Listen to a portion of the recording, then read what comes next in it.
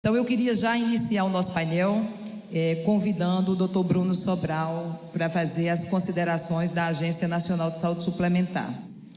Botar um burocrata para falar depois do almoço nunca é uma boa ideia. Esse burocrata falar sentado, então, a coisa fica mais complicada. Então, eu vou falar em pé.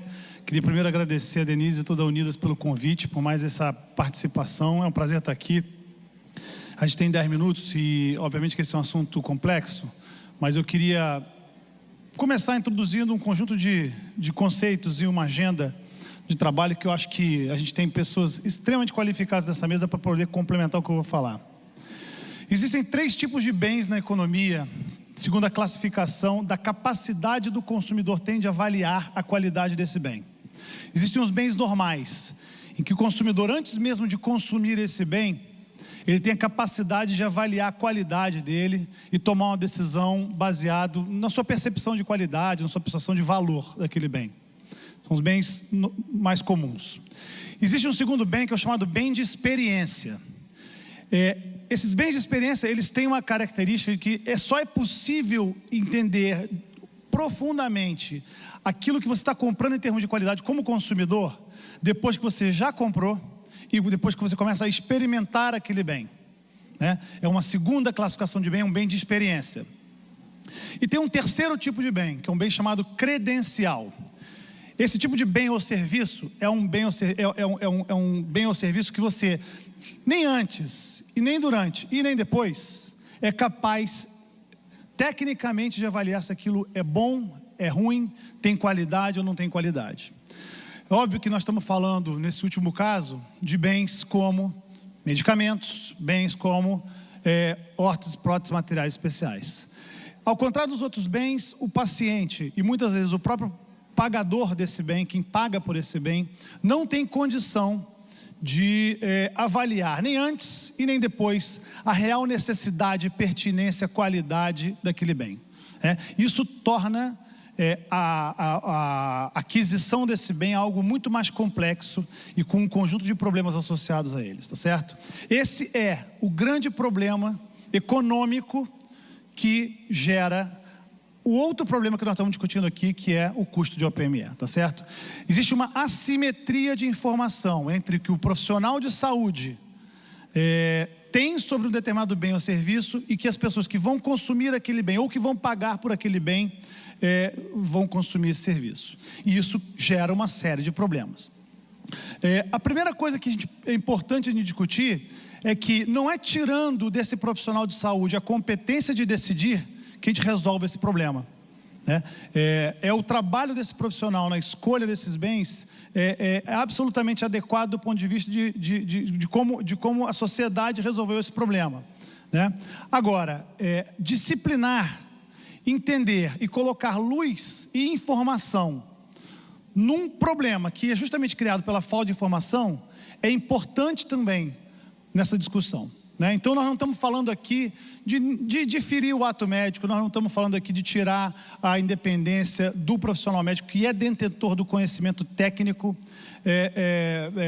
Tirar isso, acho que seria o primeiro erro de tratar um problema complexo de maneira simples. Não cabe falar disso aqui.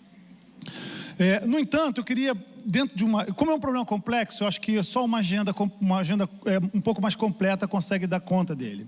Eu queria citar apenas, porque a gente tem pouco tempo, 3 pontos principais dessa agenda. O primeiro deles é o seguinte: esse é um problema que também tem um outro associado, que é o problema de concorrência, tá certo?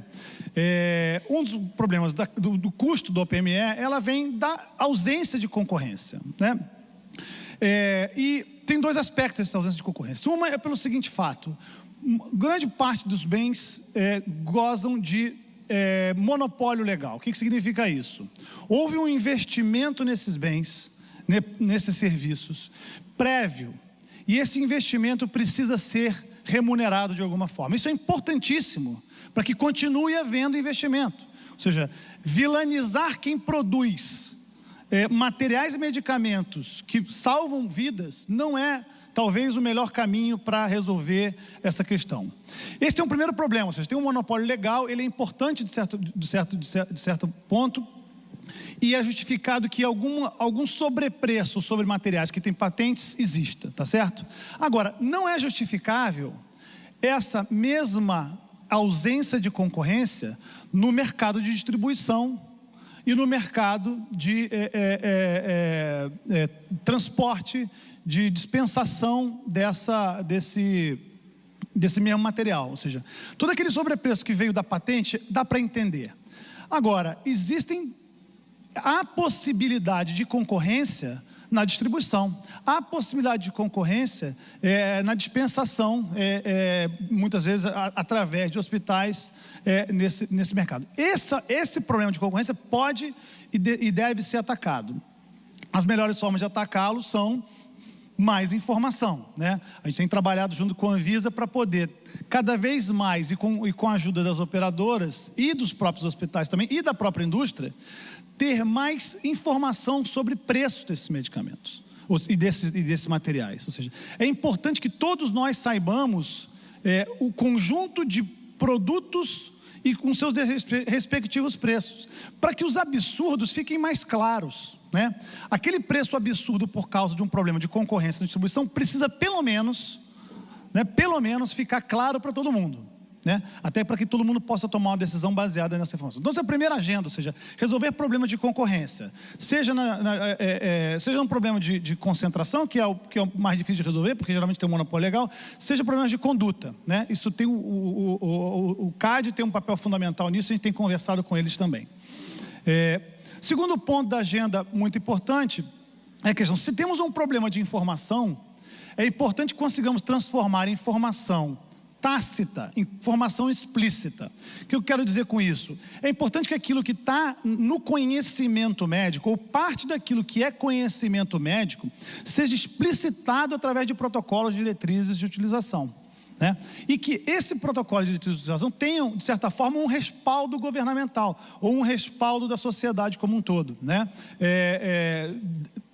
E mais, que ele tenha divulgação disso. Então, a gente tem aí o Conitec fazendo avaliação de materiais e medicamentos, tanto na sua entrada, como depois a utilização dele para o SUS. Acho que é importante fortalecer o Conitec. É importante que a gente tenha um comitê que possa fazer isso também para a saúde suplementar, né? Então, outro ponto da agenda importante: mais protocolos, mais diretrizes, mais transparência, mais estudos, né? E mais informação sobre eles. Isso eu acho que é outro ponto da agenda importante para tentar reduzir um pouco essa discrepância. O terceiro e principal, na minha opinião, é o modelo de pagamento. Enfim, não tem como a gente pensar num modelo racional, de utilização racional de insumos, sejam eles quais forem nesse mercado, se o modelo de pagamento continuar pagamento por serviço. O pagamento por serviço, ele naturalmente gera um incentivo ao sobreuso, ao sobrecusto, à sobredemanda, à sobreindicação, tá certo? É um problema complexo, né? E a gente tem um grupo de trabalho que terminou um conjunto de definições importantes, e nós estamos convidando e acompanhando alguns projetos pilotos nessa área, para mudar o modelo de pagamento para pagamentos mais empacotados, onde você transfere um pouco do risco para o hospital, né? Agora, qual é a dificuldade dessa mudança de modelo? Esse é um modelo que implica investimento na relação entre o hospital e a operadora, investimento na confiança entre o hospital e a operadora, né? Entender que se o preço daquele pacote hoje é X, ele provavelmente está carregado, daquele preço está carregado de OPME, de valor de OPME, mas provavelmente ele está apertado do ponto de vista de diárias e taxas. Então, um processo de migração de margem, ou o empacotamento disso tudo num valor global, é fundamental para a gente parar com essa discussão se é mais OPME, se é menos OPME, se é mais taxa ou diária e taxa. Porque se por um lado, né, os hospitais têm mais capacidade de definir, e os médicos, né, de definir quantidades e qualidades e tem um pouco mais de gerência sobre o que acontece, sobre aquilo que recebe com relação ao OPME. Por outro lado, a capacidade deles de negociar diárias e taxas, que deveriam ser a principal fonte de remuneração dos hospitais, é muito baixa. Por quê? Porque a operadora, em geral, na grande maioria dos casos, tem um certo poder de barganha sobre esse lado. Então, a operadora tem pouco conhecimento, pouca informação, há um problema de assimetria de informação, e ela tem tem pouca capacidade de administrar o PME e ela tem muita capacidade de administrar aquilo que o hospital tem de core business, que é diária e taxa. Quando você junta essas duas coisas, quando você precifica isso de maneira adequada e quando você tem políticas para reajustar isso ao longo do tempo, você tem uma chance muito melhor de ter menos desperdício nessa relação, tá certo? Então, acho que são 3 pontos importantes para a agenda. Os custos vão ser levantados aqui. Outros problemas que a Anvisa está trabalhando com relação à qualidade, o Bruno vai explicar, acho que ele tem um vasto material sobre isso. Eu queria deixar essa agenda, eu tenho certeza que ela é complexa, mas eu tenho certeza que a gente dá conta, como sociedade, de resolver esse problema. Porque não tenho dúvida, e eu não tenho dúvida, o problema de OPME não é um problema da operadora, não é um problema do hospital, um problema da OPME e nem é um problema de quem produz a OPME, é um problema da sociedade. A sociedade precisa reduzir desperdício, precisa reduzir dinheiro que hoje está sendo jogado fora numa sobreutilização para mais investimento e pesquisa, né? Para mais tratamento, para melhor tratamento, para agregar valor ao paciente, tá certo? Então essa é uma discussão da sociedade, é fundamental. A ANS tem participado desse debate e eu fico muito empolgado com esse setor e com esse assunto, porque acho que é um assunto onde a gente pode ganhar muito como sociedade, reduzindo os custos da atenção à saúde, tanto no setor público quanto no setor privado. Então, mais uma vez, obrigado, Unidas, pelo convite, mais uma vez, obrigado por me colocar numa mesa tão qualificada, e a gente está à disposição dos senhores para o debate. Muito obrigado. A gente que agradece, doutor Bruno.